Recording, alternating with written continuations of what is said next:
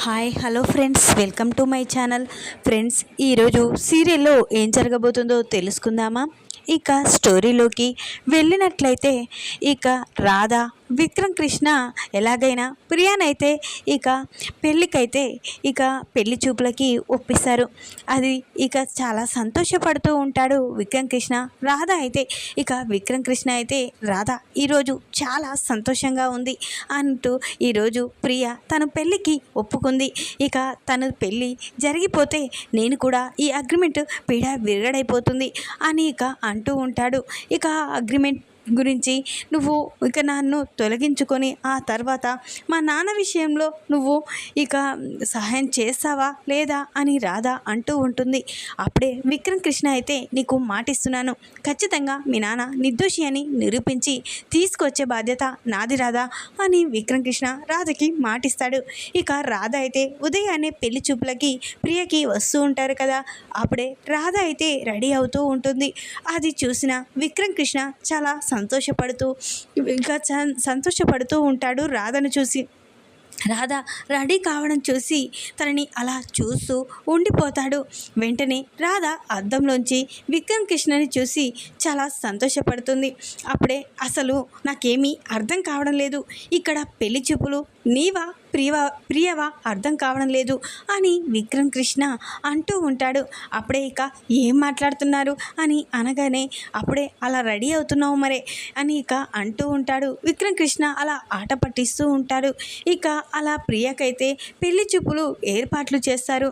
ఇక పెళ్ళి అతని ఇకతో చాలా సంతోషంగా ప్రియ మాట్లాడడం చూసి ఇక విక్రమ్ కృష్ణ అయితే ఇక ప్రియకి ఆ సంబంధం ఓకే అయింది, ప్రియకి ఇష్టమైపోయింది, ఇక తొందరలోనే ప్రియకి పెళ్లి చేసేయాలి అని విక్రమ్ కృష్ణ తనలో తానే చాలా సంతోషపడుతూ ఇక ఆ తర్వాత నా చిట్టిని ఎక్కడున్నా తీసుకువచ్చి నేను పెళ్లి చేసుకోవాలి, నా చిట్టి కోసమే నేను బ్రతుకున్నాను అని విక్రమ్ కృష్ణ తన మనసులో అనుకుంటూ ఉంటాడు.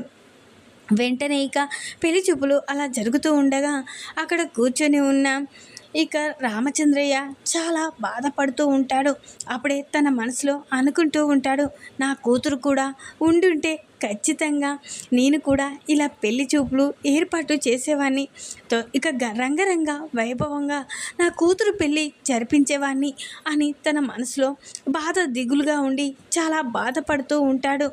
వెంటనే ఇక నా కూతురు ఇక తొందరగా నా దగ్గరికి వచ్చేలా చేయి స్వామి అని చాలా బాధపడుతూ ఉంటాడు. ఇక అలా పెళ్లి చూపులు అయిపోగానే అందరూ కలిసి గుడికైతే వెళ్తారు. అప్పుడే ఇక అందరూ గుళ్ళో ఇక దర్శనం చేసుకుంటూ ఉంటాడు. రామచంద్రయ్య మాత్రం ఒక చెట్టు కింద కూర్చొని ఆలోచిస్తూ ఉంటాడు. నా కూతురు ఎక్కడుందో ఏమైపోయిందో, ఇక నా కూతుర్ని తొందరగా నాకు కలిసేలా చేయి స్వామి, కానీ నా కూతురు లేకుండా నేను బ్రతకలేకపోతున్నాను, నా కూతురు ఇన్ని రోజులు చనిపోయిందని అనుకున్నాను, కానీ నా మేనల్లుడు నా కూతురు బ్రతికే ఉందని చెప్పాడు, తను బ్రతికే ఉంది అని చెప్పినప్పటి నుంచి నా కూతుర్ని ఎప్పుడెప్పుడు చూస్తానా, ఎక్కడుందో తెలుసుకుంటానా అన్న ఆలోచనలో ఉన్నాను, తొందరలా నా కూతుర్ని నా ఇంటికి పంపించు, నా కూతుర్ని చూసుకొని మురిసిపోవాలి అని ఇక రామచంద్రయ్య చాలా బాధపడుతూ ఉంటాడు. అలా ప్రదక్షిణలు చేస్తూ ఉండగా ఇక విక్రమ్ కృష్ణకే రాధకి మాత్రం రామచంద్రయ్య కనిపించాడు. అప్పుడే ఇక రాధ అయితే విక్రమ్ కృష్ణ దగ్గరికి వచ్చి, ఇదేంటి గురూజీ రాలేదేంటి, గురూజీ మనతో ఇక్కడికి వచ్చాడు కదా, తనేంటి గుళ్ళో లోపలికి రాలేదు అని రాధ విక్రమ్ కృష్ణతో అంటూ ఉంటుంది. అప్పుడు విక్రమ్ కృష్ణ కూడా, అవును రాధా, నిజంగానే మీకు ఆ మామయ్య ఇక్కడి వరకు వచ్చాడు, ఎటు వెళ్ళాడు అని ఇక రాధ విక్రమ్ కృష్ణ ఇద్దరు అలా వెతుకుతూ ఉంటారు. అప్పుడే ఇక విక్రమ్ కృష్ణ రాధ వెతుకుతూ ఉండగా ఇక రామచంద్రయ్య అయితే చెట్టు కింద కూర్చొని చాలా దిగులుగా కూర్చొని ఉంటాడు. అప్పుడే ఇక అక్కడైతే ఒక స్వామీజీ రామచంద్రయ్యని గమనిస్తాడు. అప్పుడే, ఏంటి బాబు అలా ఒంటరిగా కూర్చున్నావు, గుడి వరకు వచ్చావు కానీ దైవ దర్శనం లేదేంటి అని స్వామీజీ అంటూ ఉంటాడు. ఇక దైవాన్ని దర్శించుకొని ఏం లాభం, నా కూతురు నాకు దూరమై చాలా ఏండ్లు అవుతుంది, కానీ ఇంతవరకు నా కూతురు నా దగ్గరికి రాలేదు, ఇప్పుడు ఆ దేవుడు ఒక సంకోచన మిగిల్చాడు, నా కూతురు బ్రతికే ఉందని ఒక ఆలోచన తెప్పించాడు, కానీ నా కూతుర్ని నా చెంతకు చేరనివ్వడం లేదు, నా కూతురు ఇప్పుడు ఎక్కడుందో ఏమైపోయిందో తెలీదు, నా కూతుర్ని తొందరగా నా దగ్గరికి పంపిస్తాడని మొక్కు మొక్కుకోవడం తప్ప ఇంకేమీ లేదు. కానీ ఎన్నిసార్లు మొక్కుకున్నానో కానీ ఇంతవరకు ఆ దేవుడు నెరవేర్చలేదు. ఏం లాభం గుడి లోపలికి వెళ్ళి కూడా అని ఇక అంటూ ఉంటాడు.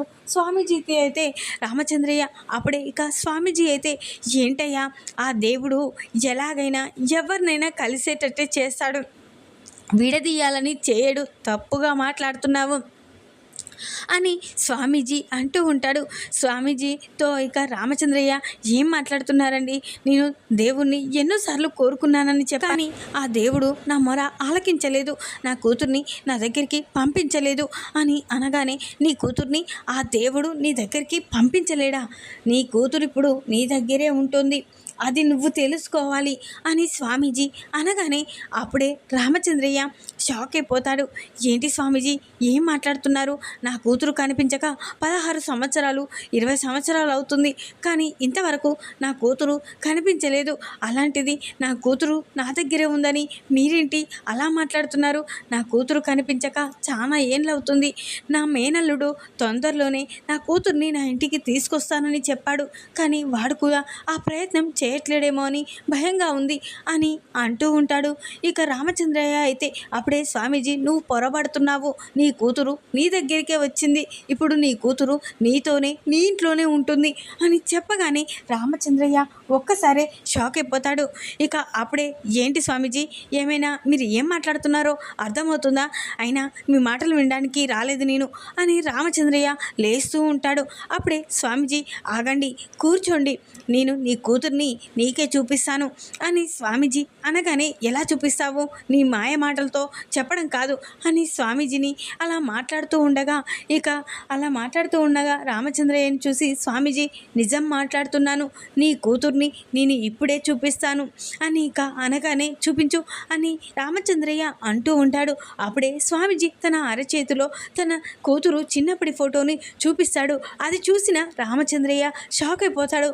అవును తను నా కూతురే, కానీ తను చిన్నప్పుడు తప్పిపోయినప్పుడు అప్పుడు అలా ఉంది నా కూతురు అని రామచంద్రయ్య అనగానే అవును నీ కూతురు ఆ వయసులో తప్పిపోవడం కాదు, లోయలో పడిపోయింది అని చెప్పగానే అవును లోయలో పడిపోయింది, అనుకోకుండా మాకు యాక్సిడెంట్ కావడం, నా కూతురు నాకు దూరం అయిపోవడం, ఆ యాక్సిడెంట్లో నా భార్య కూడా చనిపోవడం జరిగింది, కానీ ఇంతవరకు నా కూతురు చనిపోయిందని అనుకున్నాను. అనుకోకుండా నా మేనల్లుడు నా కూతురు బ్రతికే ఉందని కొందరి మాటల్లో తెలుసుకున్నాడు.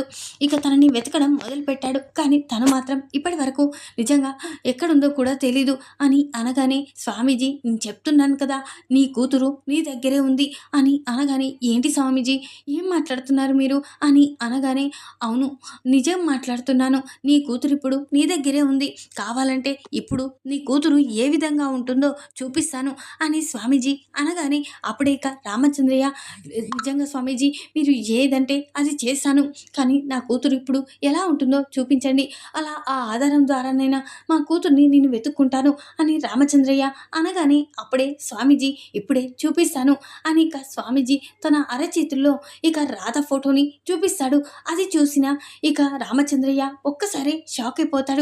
ఏంటి స్వామీజీ తను మా మేనల్లుండి చేసుకున్న రాధ కదా, రాధ ఫోటో నువ్వు చూపిస్తున్నావేంటి అని అనగానే అవును తానే నీ కూతురు, నీ రక్తం పంచుకొని పుట్టిన కూతురు అని చెప్పగానే అప్పుడే షాక్ అయిపోతాడు. ఏంటి స్వామీజీ ఏం మాట్లాడుతున్నారు అని అనగానే అవును నాయన నిజం మాట్లాడుతున్నాను, ఆ రోజు లోయలో పడిపోయింది ఈ అమ్మాయే నీ కూతురు, నీ రక్తం పంచుకొని పుట్టిన కూతురు అని చెప్పగానే అప్పుడే నిజంగా తను నా కూతురని అనుకోవడానికి సాక్ష్యమేముంది అని అనగానే తను నీ కూతురే, నిజం చెప్తున్నాను కదా, ఈ దైవ దర్శనానికి వచ్చావు, ఆ నిజాన్ని నీకు తెలియజేస్తున్నాను, నీ సంకోచన నీ ఆలోచన నాకు అర్థమైంది కాబట్టే నీ కూతురు గురించి నిజం చెప్పాలని నిర్ణయించుకున్నాను.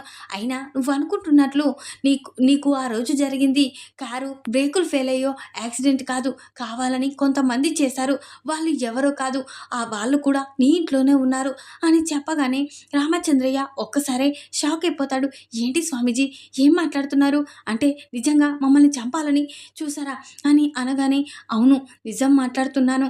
మిమ్మల్ని ఆ రోజు కొంతమంది చంపాలని చూశారు. వాళ్ళు ఎవరో కాదు, వాళ్ళు నీ ఇంట్లోనే ఉంటారు అని చెప్పగానే, స్వామీజీ వాళ్ళెవరో చెప్పు స్వామీజీ, ఇప్పుడే వాళ్ళంతా చూస్తాను అని రామచంద్రయ్య అంటూ ఉంటాడు. అప్పుడే ఇక స్వామీజీ అయితే ఎవరో కాదు నీ ఇంట్లో ఉంటున్న మనుషులే, తొందరలోనే అది నువ్వు తెలుసుకుంటావు అని స్వామీజీ చెప్పగానే, రామచంద్రయ్య ఇక చాలా థ్యాంక్స్ స్వామీజీ, అయినా నా కూతురు రాధా అని ఎలా తెలుసుకోవాలి అని అనగానే, అవును నీ కూతురని నువ్వు తెలుసుకోవడానికి సాక్ష్యాలు కూడా ఖచ్చితంగా నీ కూతురు రాధ దగ్గర ఉంటాయి. తను తీసుకొచ్చిన ఏ దాంట్లోనైనా ఒక్క క్లూ అయినా నీకు దొరుకుతుంది అని స్వామీజీ చెప్పగానే, అప్పుడే రామచంద్రయ్యకి ఒకటి గుర్తుకు వస్తుంది. ఆ రోజు రాధ తన చంకలో ఒక పెట్టె పెట్టుకొని వస్తుంది కదా, ఆ పెట్టె గుర్తుకు వస్తుంది. అవును రాధ అప్పుడు వచ్చేటప్పుడు ఒక పెట్టె తీసుకువచ్చింది. ఆ పెట్టెలో ఏదైనా సాక్ష్యం దొరుకుతుందేమో, అంటే రాధ నా కూతురన్న సాక్ష్యం ఏదైనా ఉండి ఉంటుందేమో, తన చిన్నప్పటి ఫోటో అయినా లేకపోతే ఏదైనా ఫోటో కనిపిస్తుందేమో అని ఇక అనుకుంటూ ఉంటాడు. అప్పుడే ఇక రాధ కోసం, ఇక రాధ నా కూతురన్న నిజం ఎలాగ తెలుసుకోవాలి అని ఇక ఆ ఫోటో ద్వారానా లేక సీనయ్యని కలిసి అసలు నిజం తెలుసుకోవాలా అని రామచంద్రయ్య ఆలోచిస్తూ ఉంటాడు. అప్పుడే ఇక ముందుగానైతే సీనయ్య దగ్గరికి వెళ్ళాలి. అసలు ఇక రాధ తన కన్న కూతురా లేక తనకి ఎక్కడైనా కనిపించిందా అనేది తెలుసుకోవాలి అని రామచంద్రయ్య వెంటనే హడావిడిగా స్టేషన్కి అయితే వెళ్తాడు. ఇక అప్పుడే విక్రమ్ కృష్ణ రాధ గుళ్ళో మొత్తం వెతుకుతూ ఉంటారు కదా, ఎక్కడ కనిపించకపోవడంతో, అంటే ఖచ్చితంగా గురూజీ ఇంటికి వెళ్ళి ఉంటాడు అని రాధ అనగానే, సరే రాధా మనం కూడా వెళ్దాం అని విక్రమ్ కృష్ణ అనుకుని అక్కడి నుంచి ఎత్తిగా వెళ్ళిపోతారు. ఇక అక్కడున్న రామచంద్రయ్య అయితే సీనయ్య దగ్గరికి వస్తాడు. అప్పుడే సీనయ్య అయితే వెంటనే ఇక రామచంద్రయ్యని చూసి షాక్ అయిపోతాడు. ఇదేంటి ఈయన ఇక్కడికి వచ్చాడు, ఈయన ఏమడుగుతాడో ఏమో అని భయపడుతూ ఉంటాడు సీనయ్య అయితే. అప్పుడే రామచంద్రయ్య సీనయ్య దగ్గరికి వచ్చి ఇక ఒక నిజం నువ్వు నాకు చెప్పాలి అని అనగానే, సీనయ్య ఏంటా నిజం బాబు అని అంటూ ఉంటాడు. నువ్వు నిజంగా నిజం చెప్తావా చెప్పవా అని అనగానే, ఖచ్చితంగా చెప్తాను బాబు అని రామచంద్రయ్యతో సీనయ్య అంటూ ఉంటాడు. అప్పుడే ఇక నీ కూతురు రాధా తను నీ కన్న కూతురేనా అని అనగానే, అప్పుడే సీనయ్య షాక్ అయిపోతాడు. ఇదేంటి ఇక రాధా నా కన్న కూతురు కాదు తన కూతురేనా, నిజం తెలిసిందా అని సీనయ్య కంగారు పడుతూ ఉంటాడు. లేదు తెలియకూడదు, తన కూతురు అని తెలిస్తే ఖచ్చితంగా ఆ దమయంతి ఇక రాధని చంపేస్తుంది అని సీనయ్య ఆలోచిస్తూ ఉంటాడు. ఏంటి బాబు అలా మాట్లాడుతున్నావు, తను నా కన్న కూతురు అని అనగానే, నిజం చెప్పు సీనయ్య, తను నీ కన్న కూతురా లేక నువ్వు పెంచుకున్న కూతురా అని రామచంద్రయ్య అనగానే, నిజంగా చెప్తున్నాను బాబు, తను నా కన్న కూతురు, నిజంగా నా కన్న కూతురు అని అనగానే, ఇక అప్పుడే రామచంద్రయ్య షాక్ అయిపోతాడు. అంటే రాధా తనకు కన్న కూతురే అని చెప్తున్నాడు సీనయ్య, కానీ ఆ స్వామీజీ ఏంటి నా కూతురే రాధా అని చెప్పాడు, అసలు ఎవరి మాట నమ్మాలి అని రామచంద్రయ్య అనుకుంటూ ఉంటాడు. ఏంటి బాబు అలా ఆలోచిస్తున్నావు, నిజం చెప్తున్నాను బాబు, తను నా కన్న కూతురు, నా కన్న కూతురు, నిజం చెప్పాలి, నిజంగా నా కన్న కూతురే, నా రక్తం పంచుకొని పుట్టిన కూతురే బాబు అని ఇక అనగానే, సరే సరే అని ఇక అక్కడి నుంచి రామచంద్రయ్య వెళ్ళగానే సీనయ్య ఆలోచిస్తూ ఉంటాడు. ఇదేంటి ఇక ఈయనకి నిజం తెలిసిందా, రాధే తన కూతురు అని తెలిసిందా అని కంగారు పడుతూ ఉంటాడు. లేదు తెలియకూడదు, తెలిస్తే ఇక రామచంద్రయ్య కూతురు రాధే అని తెలిస్తే ఖచ్చితంగా రాధ ప్రాణాలు తీసేస్తారు అని ఇక సీనయ్య తన మనసులో అనుకుంటూ ఉంటాడు. ఇక రామచంద్రయ్య మాత్రం సీనయ్య మాటలో ఏదో ఇక అలజడి ఉంది, తనకి భయంతో చెప్పినట్లుంది. ఖచ్చితంగా సీనయ్య అబద్ధం చెప్పాడా, స్వామీజీ చెప్పిన మాట నిజమా, సీనయ్య చెప్పిన మాట నిజమా అని రామచంద్రయ్య ఆలోచిస్తూ ఉంటాడు. తిరిగి ఇంటికి వస్తాడు. అప్పుడే ఇక కూర్చొని ఆలోచిస్తూ ఉంటాడు. అప్పుడే విక్రమ్ కృష్ణ ఇద్దరు కలిసి ఇక రామచంద్రయ్య దగ్గరికి వస్తారు. అప్పుడే ఇక గురూజీ ఏంటి గురూజీ గుడికి వచ్చావు, కనిపించకుండానే వెళ్ళొచ్చావు అని అంటూ ఉంటాడు. అప్పుడే ఇక రాధ అయితే ఇక రామచంద్రయ్య అయితే ఇక అలానే ఆలోచిస్తూ ఉంటాడు. అప్పుడే ఇక రామచంద్రయ్యని చూసి విక్రమ్ కృష్ణ ఏంటి మావయ్య ఏం ఆలోచిస్తున్నావు అని అనగానే, నీకు తెలీదా నేను ఏం ఆలోచిస్తున్నానో నీకు తెలియదా, నా చిట్టి గురించి ఆలోచిస్తున్నాను, తొందరలో నా చిట్టిని తీసుకొస్తున్నావు కానీ ఇంతవరకు నా చిట్టిని తీసుకురాలేదు అని రామచంద్రయ్య అంటూ ఉంటాడు. మామయ్య నీకు మాట ఇచ్చాను, చిట్టి ఎక్కడున్నా తీసుకొచ్చే బాధ్యత నాది. చిట్టిని నేను ఇక ఖచ్చితంగా తీసుకువస్తాను అని విక్రమ్ కృష్ణ అనగానే ఇక అలానే ఆలోచిస్తుంటారు. గురూజీ మీ మేనల్లుడు చెప్పిన మాట ఖచ్చితంగా చేస్తాడు, ఆ నమ్మకం నాకుంది అని ఇక రాధ కూడా అంటూ ఉంటుంది. ఇక రాధని చూసి ఇక రామచంద్రయ్య కూడా రాధని చూస్తుంటే ఏదో బంధం కలిసినట్లు అనిపిస్తుంది అని ఇక తన మనసులో నిజంగానే రాధ నా కన్న కూతురా స్వామీజీ చెప్పినట్లు అని ఆలోచిస్తూ ఉంటాడు. ఏంటి గురూజీ అలా చూస్తున్నావు అని అనగానే ఏమీ లేదు అనుకుంటూ ఇక రామచంద్రయ్య తన గదిలోకి వెళ్ళిపోతాడు. అయినా గురూజీ తన కూతురు కోసం చాలా ఆలోచిస్తున్నాడు అని రాధ తన మనసులో అనుకుంటూ ఉంటుంది. అలా రాత్రి కాగానే ఇక విక్రమ్ కృష్ణ రాధ తన గదిలో పడుకుంటారు. వెంటనే రామచంద్రయ్య ఆలోచన వస్తుంది. ఖచ్చితంగా ఇక రాధ తీసుకొచ్చిన పెట్టెలో ఏదైనా వస్తువు దొరుకుతుందా, ఖచ్చితంగా రాధ నా కూతురన్న సాక్ష్యం ఏదైనా కనిపిస్తుందా తెలుసుకోవాలి. సీనయ్య మనసులో ఖచ్చితంగా అబద్ధం చెప్పాడని నాకు అనిపిస్తుంది, ఖచ్చితంగా నిజం తెలుసుకోవాలి అని రామచంద్రయ్య తన మనసులో అనుకొని వెంటనే ఇక విక్రమ్ కృష్ణ రాధ పడుకుంది చూసి ఆ గదిలోకి వస్తాడు. అప్పుడే ఇక నెమ్మదిగా రాధ పెట్టె తీసి చూస్తాడు. అందులో అంతా వెతుకుతూ ఉంటాడు. ఇక అంతటా వెతుకుతూ ఉండగా అందులో ఇక రాధ చిన్నప్పటి ఫోటో ఉంటుంది. అందులో సీనయ్య తన అమ్మ ఇక పద్మమ్మ ఇద్దరు ఇక రాధని ఎత్తుకొని ఉంటారు. అది చూసిన రామచంద్రయ్య ఒక్కసారి షాక్ అయిపోతాడు.